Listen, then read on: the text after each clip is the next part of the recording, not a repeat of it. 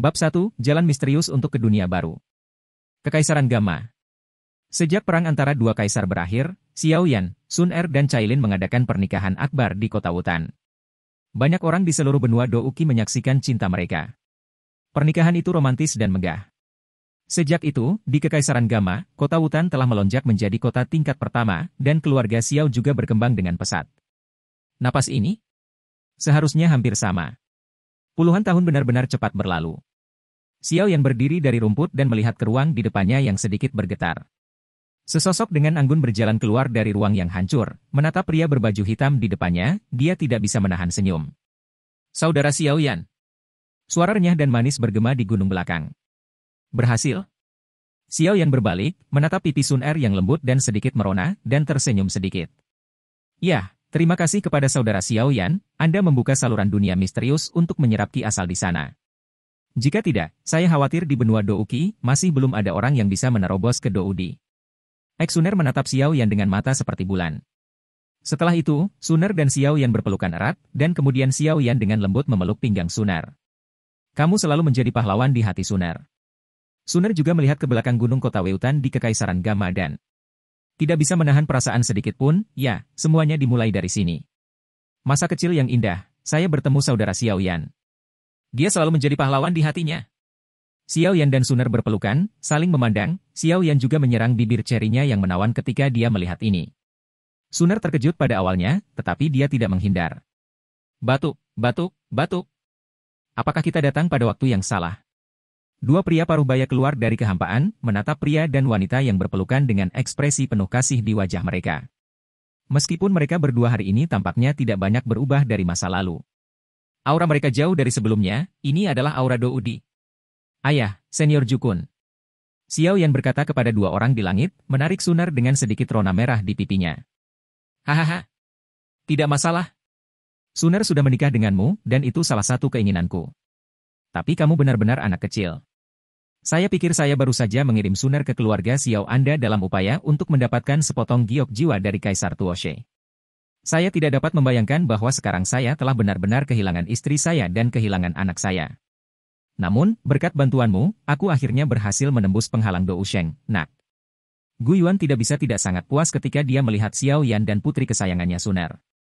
Ayah mana yang tidak ingin putrinya menemukan kebahagiaan dengan orang yang dicintainya? Hahaha. Xiao Yan juga tertawa setuju dengan Gu Yuan, yang menatapnya dengan ekspresi lega. Cailin juga keluar. Xiao Yan baru saja selesai berbicara dengan Gu Yuan ketika dia melihat bahwa di kedalaman ruang, tiba-tiba kilau 9 warna yang luar biasa dimuntahkan, dan akhirnya cahaya berwarna mengembun dan berubah menjadi bayangan mempesona yang muncul di depan Xiao Yan. Setelah bertahun-tahun mengasingkan diri, akhirnya sebuah terobosan. Cailin berbaring dengan malas, lekuk tubuhnya yang menawan menunjukkan kesempurnaannya yang tersisa, dan kemudian sang ratu, seperti biasa, berkata dengan dingin. Ini adalah Doudi. Tingkat yang kuat benar-benar berbeda dari Dou Sheng. Apakah Xiao Xiao baik-baik saja?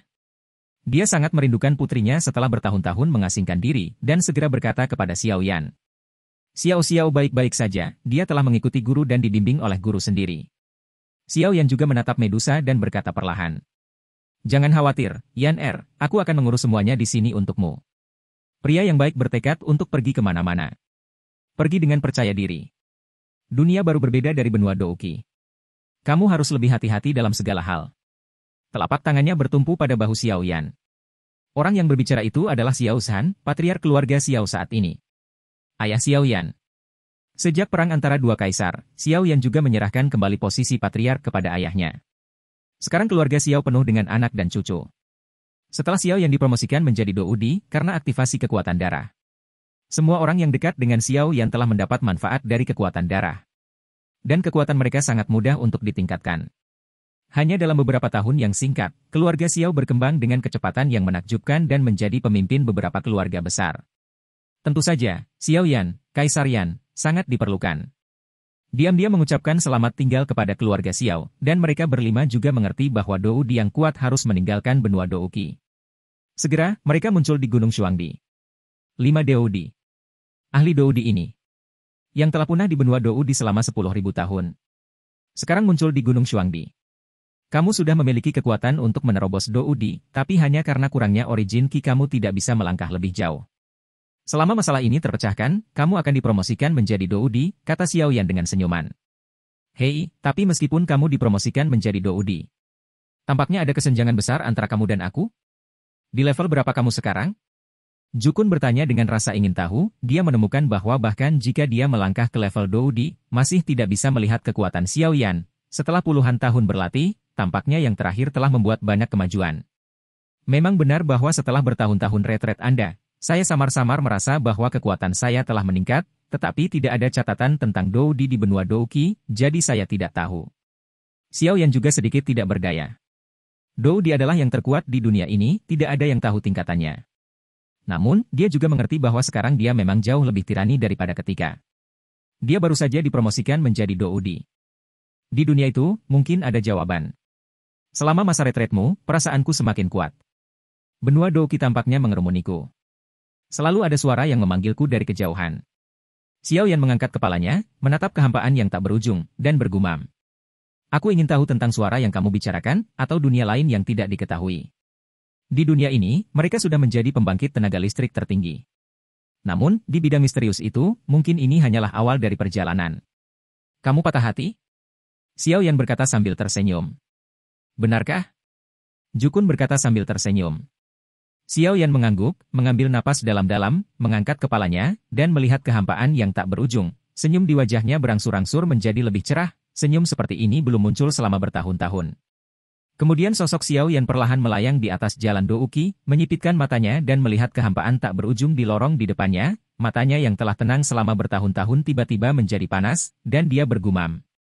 Kultivasi hampir membuatku melupakan perasaan bertarung. Gu Yuan dan Jukun melayang dekat dengan Xiao Yan, mata mereka penuh dengan mata berapi-api melihat lorong gelap di depan mereka, dan bertanya dengan suara rendah. Apakah ini lorong menuju jalan lain? Xiao Yan sedikit mengernyit, lalu mengangguk. Kalau begitu, ayo pergi. Tubuh Xiao Yan perlahan terangkat ke langit, dan saat dia naik ke langit, awan tebal tiba-tiba keluar dari langit yang kosong, dan langit dalam radius puluhan ribu mil menjadi gelap dalam sekejap. Setelah turun, tak terhitung jumlahnya para ahli mengangkat kepala mereka dengan ngeri dan melihat ke pegunungan Shuangdi, di mana mereka merasakan fluktuasi energi yang sangat menakutkan. Di bawah tatapan mata yang tak terhitung jumlahnya di bawah, kehampaan pegunungan Shuangdi yang tak berujung mulai berputar dengan keras, lapisan awan tebal menggeliat, dan akhirnya berubah menjadi lorong gelap. Ini adalah jalan menuju dunia lain. Melihat lorong gelap seperti lubang hitam, Xiao Yan menjentikkan jarinya, dan 4 sinar cahaya melesat ke tangan Suner. Semua bertukar giok jiwa satu sama lain dan meninggalkan jejak jiwa di atasnya. Dalam hal ini, jika ada kecelakaan, Anda akan dapat mengetahui situasi hidup dan mati satu sama lain, dan Anda dapat meminum pil obat ini. Dunia yang tidak dikenal menakutkan, dan dalam menghadapi hal yang tidak diketahui, kita hanya dapat menangani keadaan darurat dengan membuat lebih banyak persiapan. Di tangan Xiao Yan, ada 4 cincin Nataka, dan ada beberapa pil emas kelas 9 di dalamnya. Itulah yang disempurnakan Xiao Yan saat mereka mundur untuk menerobos Doudi. Banyak obat penyembuhan ini semuanya berasal dari Xiao Yan, apoteker nomor 1 di benua Douqi. Ketika Xiao Yan berbicara, wajahnya cukup serius. Bahkan dia merasa berbahaya di dunia misterius itu. Ketika Anda memasuki lorong, Anda mengikuti saya dengan cermat. Jangan berpisah. Ketika Anda menghadapi krisis, hal pertama yang Anda butuhkan adalah melindungi diri sendiri.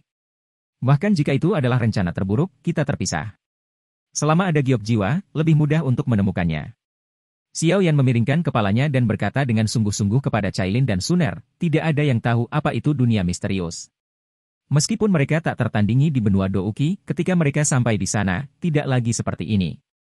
Cailin dan Suner juga tahu pentingnya apa yang dikatakan Xiao Yan, jadi mereka berdua mengangguk dengan tenang. Ayo pergi. Setelah menyelesaikan semua instruksi, Xiao Yan mengambil napas dalam-dalam lagi, dan berhenti berbicara omong kosong.